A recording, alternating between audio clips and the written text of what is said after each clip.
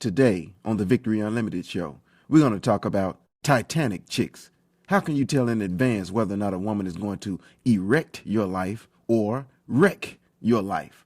Also, when it comes to winning or losing at relationships, you're going to be briefed on the hidden danger that all men face when they feel like they have to choose between being successful at life and being successful with women. That's right, troops. Travel with us along the Bama Road, and you will meet the man who failed. Let's go.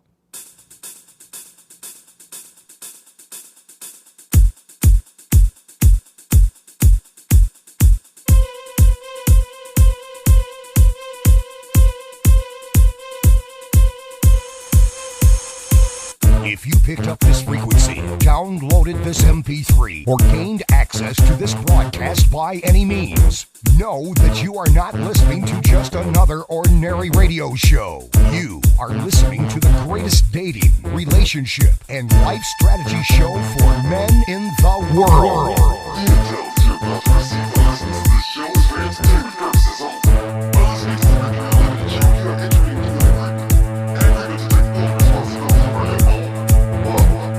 Becoming the best man that you can be is a lifelong fight, so welcome to the war, soldier.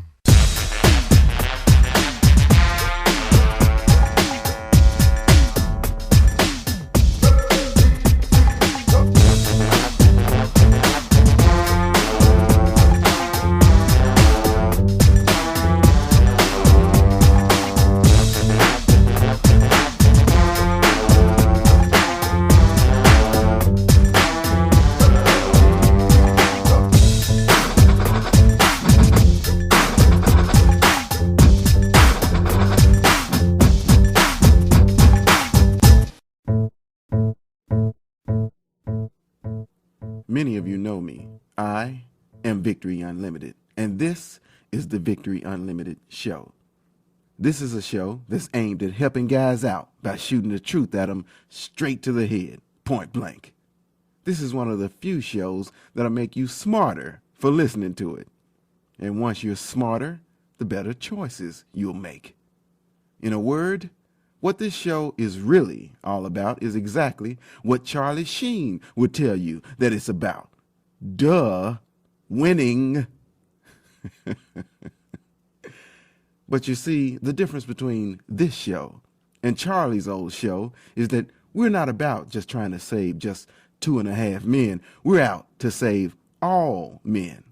And we do it by saving one man at a time while the whole world listens. So, now that I've got your attention and you're listening, listen to this. Today, we got a message from Max. He's 29. He was from Florida, but now he lives in Birmingham, Alabama. And the title of Max's email is, How do I recover from an epic fail? I repeat, the title of Max's email is, How do I recover from an epic fail?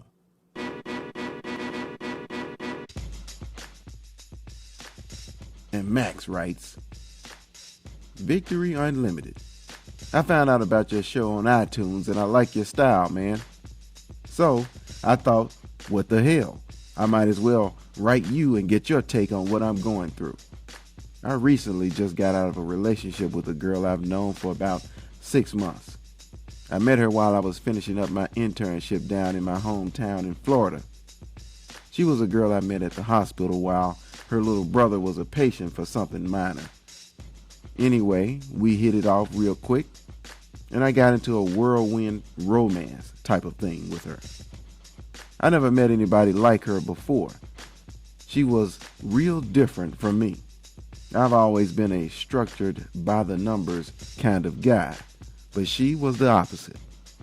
She was all about being free and going with the flow. She was a bit of a wild girl, kind of rebellious and very, very sexually uninhibited, if you know what I mean. Which was all fine with me because I really got into her. Hate to say it, but I got so caught up into her that I started to act more like her than me. I asked her to marry me, believe it or not. She didn't say yes, and she didn't say no. What she said was that she loved me, but she wanted to spend more time with me before she was ready to make that kind of commitment. So, as it turns out, when she decided she wanted to leave Florida and move to Alabama, I went with her. That's right, Victory. Like a fool, I left everything to be with her. Left a promising offer to join a colleague's private practice. Left my hometown after arguing with my friends who were trying to talk me out of it. And had a big blow up with my family over my decision to leave too. Well, anyway, what happened was that I took my savings and co-signed on us an apartment here in Alabama for us to stay until I could get on at one of the local hospitals. But you know what? When we got there, she suddenly decided she wasn't ready to make that kind of commitment either. She wasn't ready to make the commitment of us living together. So we broke up. I was wrecked, man. I was devastated. To tell you the truth, she didn't really have a lot of money, so I didn't see the point to asking her to stay and pay on the rent. So I just took over the apartment myself.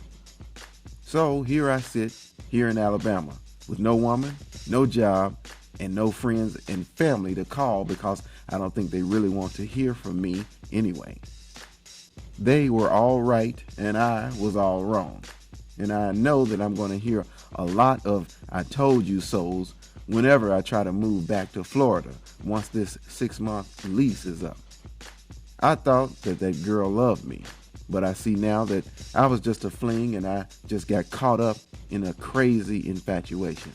But yet and still, part of me is still kind of hoping that she'll change her mind and come back. God, I must be the biggest damn fool ever. So, I'm interested to hear what you think about all of this. Until then, I guess there's nothing left for me to say but go Bama, roll Tide.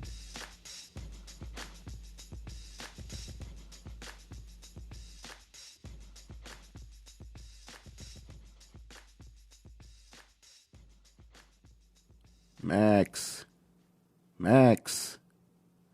thanks for the email. Let me start off by asking you, what do you do as a sideline when you're not practicing medicine? Are you a professional stuntman by any chance? Are you some kind of crash test dummy? Is your real name Christopher Chance? Are you the real life version of the Human Target? You know, that guy from the comic books and the TV show. The reason I ask you all of this is because you ended this email by saying that you're actually open to the idea of getting back with a girl that you used to throw a monkey wrench into your own life. I'm just trying to figure out why you want to keep putting yourself in the line of fire again and again and again.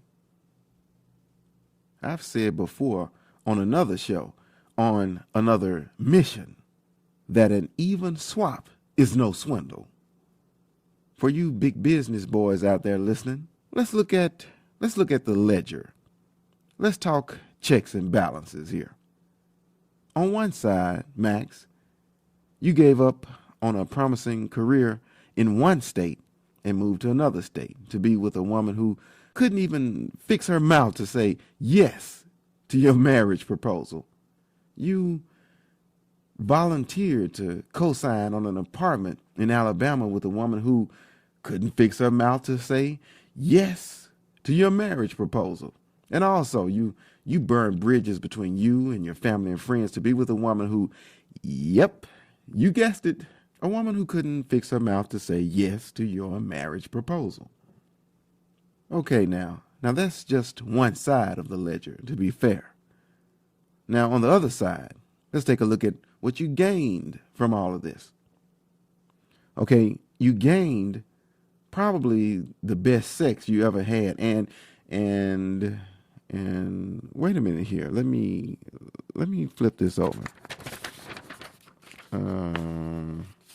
Okay, you gained the best sex ever, and you gained nothing else. Oh, okay. So that's it. So that's it. The only thing you got out of this deal was 6 months of great sex. And all you had to give up in return to get it was your career, your friends, your family, and a good amount of your self-respect, it looks like. Okay, now that that's all out on the table, tell me, does any of what you just went through sound like an even swap to you? I think not. And I'm sure that you're at least beginning to see that now. You see, whenever you're with someone, if you let enough time pass, as time passes, that's when you really see just what type of relationship you got. That's when you see what kind of relationship you're in. By now, I hope you can see that in the end, if you were in any kind of ship at all, it was a sinking one. For how it all ended up, you might as well have been on board the Titanic, because you definitely ran into a Titanic chick. Why do I say that? Because you damn near managed to shipwreck your whole life chasing this girl across the country, trying to satisfy your lower needs and wants, but you were doing it by sacrificing, trying to also satisfy your higher needs and wants. What happened to you was that you ran into a Titanic chick. What is a Titanic chick? Come on now, I know at some point, most of you guys out there have gotten dragged, tricked, or pressured into seeing that movie that they made about it a while back. But for everybody out there listening who managed to escape that fate, don't worry about it. I'll brief you on it right now just to get you up to speed on it. First, the Titanic, the real Titanic, the one that they made that tragic love story about, was a passenger liner, of course, a steamship that hit an iceberg on its very first voyage all the way back in the early 20th century. One of the most surprising things about that historical tragedy was not just that the Titanic couldn't maneuver around the iceberg it hit, it's that when it hit, it sank so quickly. Now, my intel says that it hit and sank all within the course of about 2 or 3 hours. And most of the people on board, unfortunately, lost their lives, making it one of the most horrible disasters in maritime history to happen at peacetime. And one other thing worthy of note about that accident was because of the women and children first protocol that they followed, more men died that day in proportion to women. So, now that you know what the Titanic was and the story behind it, secondly, I'm going to go out on a limb here and just assume that you already know that a chick is just another slang term for a woman. So, the definition of a Titanic chick is any woman you run into while you're on the way to accomplishing big things in life that has the most potential to wreck your life. Now, this isn't all women. It's just those who show you by their words and by their actions that they'll probably wind up being more of an anchor around your neck than wind in your sails. It's an old message, but it's always worth repeating. Women who add to your quality of life are for your life, and those who don't aren't. Okay, now that we got that straight, let's move on. So right now, I can imagine what you're thinking is, what the hell does that have to do with me, VU? And why do you always hit us with these analogies? Well, I'll go ahead and answer your second unspoken question first. I use analogies because they allow me to communicate complex concepts in such a way that the majority of people listening to this show can easily relate to them and hopefully be entertained by them. And I also use them because if I don't use them, you won't learn nothing. Now, to snap back to seriousness, to answer your first unspoken question as to what does the story of the Titanic have to do with you? Well, let's take a look at this. Let's take a look at this printout that they gave me here in the war room, and Let's check out the similarities between your love life and the wreck of the Titanic. Okay, just like the real Titanic, you set the course of your life on the waters without taking enough precautions to protect you from what might happen.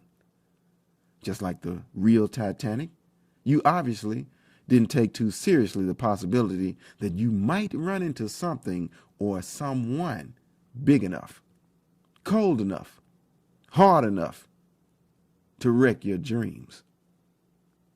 There are women out there that will be an asset to your life that could have helped you get where you wanted to go safer and quicker than the one you chose. But unfortunately, that's not the one you picked. Then, when you did meet this woman, or shall we say, when you did run into this woman, you went down. Or should I say, a lot of the things you wanted to accomplish in your life got capsized. In a very short matter of time, you lost your freedom to move wherever you want. You lost your job and you lost your direction, all because you opened yourself up to the wrong woman for you. Then lastly, just like that women and children first protocol that they followed on the Titanic, you decided to follow a similar protocol. Maybe unwisely, you decided to put her needs first. A woman who didn't really want you.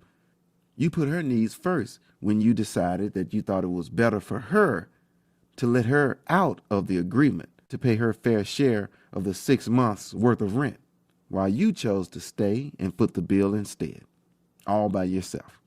And it sounds like that's something you probably couldn't afford either, but you did it anyway. You see where I'm going with this? Can you see how much this is like you staying on board a sinking ship? What's worse about all of this is that now you're making noise like you'd actually be open to letting her come back again. You must be new here. You must be. You must be new to listening to this show. Otherwise, you would have known by listening to mission number 9 and mission number 13 how to avoid making the same mistakes twice. If you have been listening to this show, you know better than that. But if you haven't heard those shows, then go back and complete that assignment. Because there's no way in hell you should be entertaining the idea of falling back instead of advancing forward. When I read that, it was like, I was thinking to myself, it was like, maybe you have some form of selective amnesia. From my vantage point, what you're definitely in need of here is some course correction. And it starts with you changing your viewpoint. So I'm here to help you out. That's right. I ain't your daddy, but I am going to tell you what to do. Whether you choose to do it or not is always up to you, though, because you have to take responsibility for your own actions. Got it? Okay. From here on out, you should treat your life not like a passenger ship, but more like a battleship. And rather than being powered by steam, it should be powered by your dreams. Be inspired and motivated from within to do whatever it takes to make your higher and more important dreams reality. A good way for you to figure out what's really important to you as opposed to what's just kinda important to you is to think about it long term. The things that are most important are usually the things that are necessary for you to be happy, not just now, but in the future too. Things like building your career, starting a business, building lasting friendships, strengthening family ties, meeting worthy women, and deciding what kind of impact you want to leave on the world when you go. Notice how all the things I just mentioned are all important, but also notice how all the things I mentioned are all parts of a whole. The key to accomplishing your life's mission and being happy while you're doing it is to realize that all things in life are integrated. Or as Einstein would say, it's all relative. The more you focus on your whole life, the less you'll be sidetracked by putting too much focus, too much emphasis on just one or two parts of it. That's how you avoid being hit by a Titanic Chick, my man, Or I should say, that's how you avoid hitting a Titanic chick. Now, I recognize this is easier said than done for all of us, but that doesn't make it any less the best thing for us to be trying to do. As we set sail into life, I know that the fantasy is that we can always pick certain people up, pick certain women up along the way, and take them with us to where our destiny lies. But the reality is often something else. The reality that most of us are faced with is that we have to leave some people behind, leave some women behind as we set sail to arrive at our destinations. Why do we have to leave some people behind? Is it because we need to be unfeeling, uncaring, and just plain selfish and self-centered to make it? No. We have to leave some people behind because they show themselves over time to not be the right people for our lives. Or they may show themselves to be the right people for us sometime in the future, but not right now. Or we have to leave some people behind because they actually prove themselves to be the enemies of our hopes and dreams.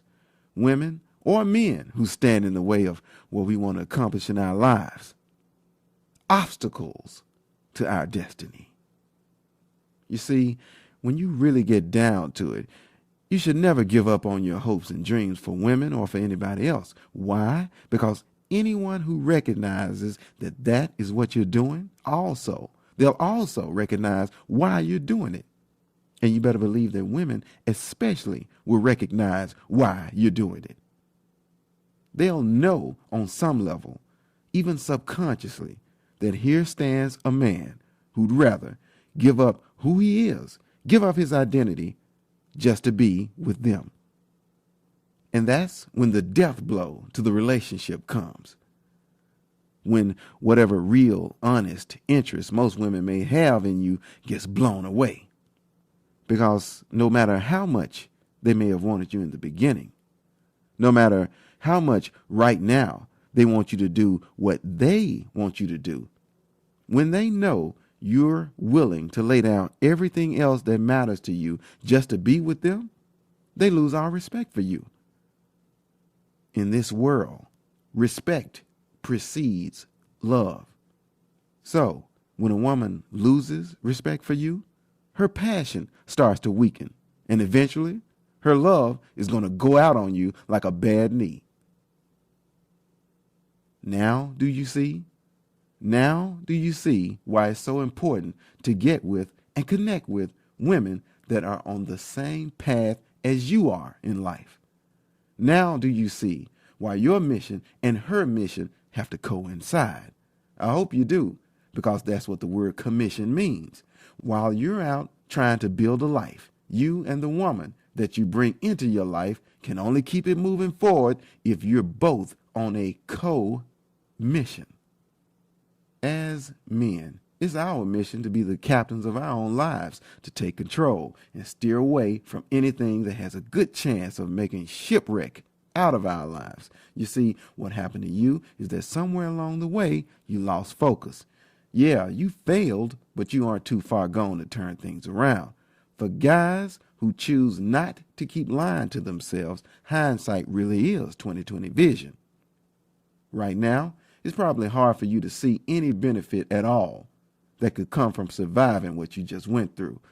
It sounds like you went from self-reflection mode all the way to self-flagellation mode.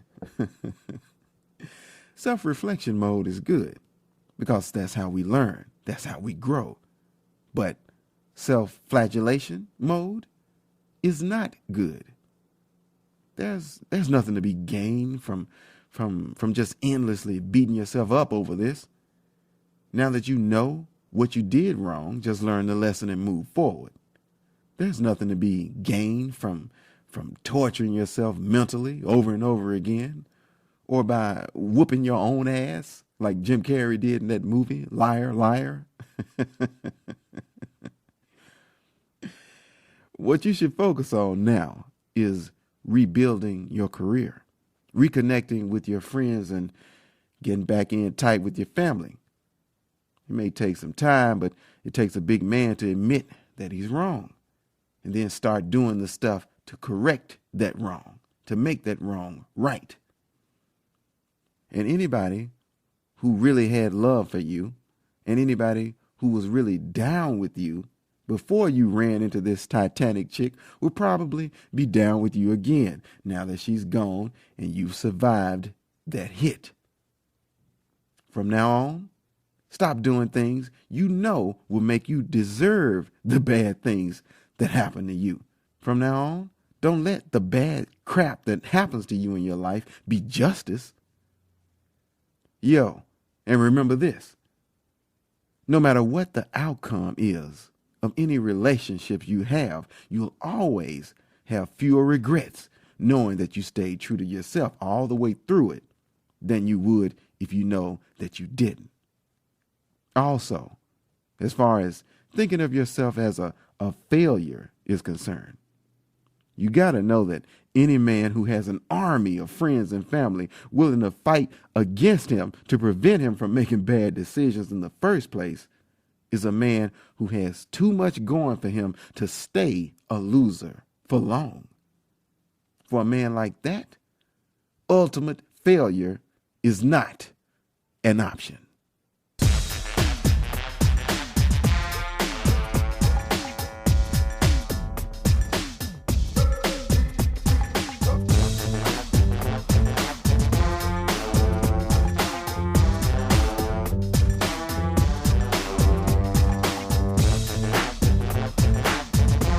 The Victory Unlimited Show is brought to you by the Victory Unlimited Battle Plan, saving men from themselves, one man at a time. Come and join us at victoryunlimitedshow.com and find out how you can get the classified intel on how to win the war to attract, engage, and execute better relationships with women by becoming a better man. This broadcast is brought to you by victoryunlimitedshow.com.